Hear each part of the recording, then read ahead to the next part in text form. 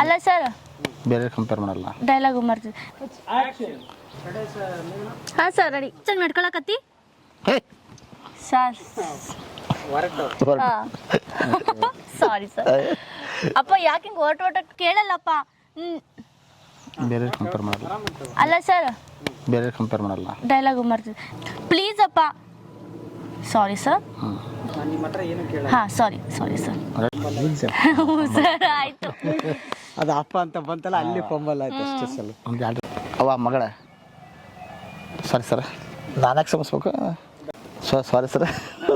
ನೀನು ಯಾಕವಾಗ ಕ್ಷಮ ಕೇಳ್ತಿದ್ದೆ? ಏನೇ ಕೇಳಿದ್ರು ಎಕ್ಸ್ಟ್ರಾ ಮಾತಾಡ್ದಲ್ಲೇ ಬಟ್ಟೆ ಕೊಡು. Sorry sir. ಹಾಂ, ನನ್ನ ಫ್ರೆಂಡ್ಸ್ ಅಪ್ಪಂದಿರು ಏನು ಮಾತಾಡ್ದೆ. ಓ ಸಾರಿ. ಕೇಳಿದ್ದನ್ನು ಕೊಡೋಕ್ಕಾಗಲಿಲ್ಲ ಅಂದರು. Ready sir. ಕೈಲಾಗಿದ್ದು ಕೊಡೋಕ್ಕಾಗಿಲ್ಲ ಅಂದರು ಅಲ್ಲ ಸರ್? ಹಾಂ, ಕೊಡೋಕ್ಕಾಗಿಲ್ಲ ಅಂದ್ರೆ ಇರಲಿಲ್ಲ ಅಂದರು. ಹಾಂ ಸಾರಿ, ತಾನು ಕೇಳಿದ್ದು ಕೊಡೋಕ್ಕಾಗಿಲ್ಲ ಅಂದ್ರೆ ಹಾಂ ರೆಡಿ ಸರ್. ಹಾಂ ಬರೀ 700 ರೂಪಾಯಿ ಬಟ್ಟೆ ಕೊಡ್ಸು ಅಂದಿದ್ದಕ್ಕೆ ಸಾರಿ ಸರ್. ಇಲ್ಲ ಅಂದ್ರೆ ನಾನು ನಿನ್ನ ಮುಖನೂ ಕೂಡ ನೋಡಲ್ಲ. ಯಾವ ತಂದೆಗೂ ಕಡಿಮೆ ಇಲ್ಲ ಅಂತ ನೋಡ್ಕೊಂತಾನೆ. ಕಡಿಮೆ ಇಲ್ಲ ಅನ್ನೋ ಹಂಗೆ ನೋಡ್ಕೊಂಡು. ಹಾಂ ರೆಡಿ ಸರ್.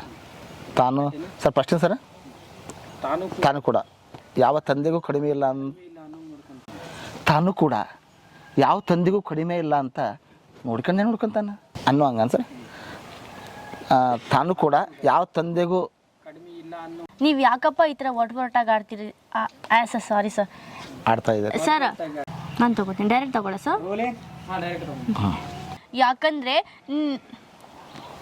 ಅಪ್ಪ ಯಾಕೆ ಇಷ್ಟು ಟೆನ್ಷನ್ ತೊಗೊಂಡು? ಸಾರಿ, ಪಂಬಲ ಸರ್.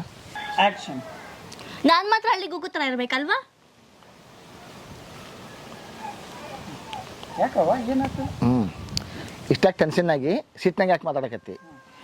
ಏನತ್ತ? ಓಕೆ. ಏನೇ ಕೇಳಿದ್ರು ಎಕ್ಸ್ಟ್ರಾ ಮಾತಾಡ್ದಲ್ಲೇ ಬಟ್ಟೆ ಕೊಡು. Sorry sir. ಹಾಂ, ಆಕ್ಷನ್. ನನ್ನ ಫ್ರೆಂಡ್ಸ್ ಅಪ್ಪಂದಿರು ಏನು ಮಾತಾಡ್ದೆ. ಓ ಸಾರಿ.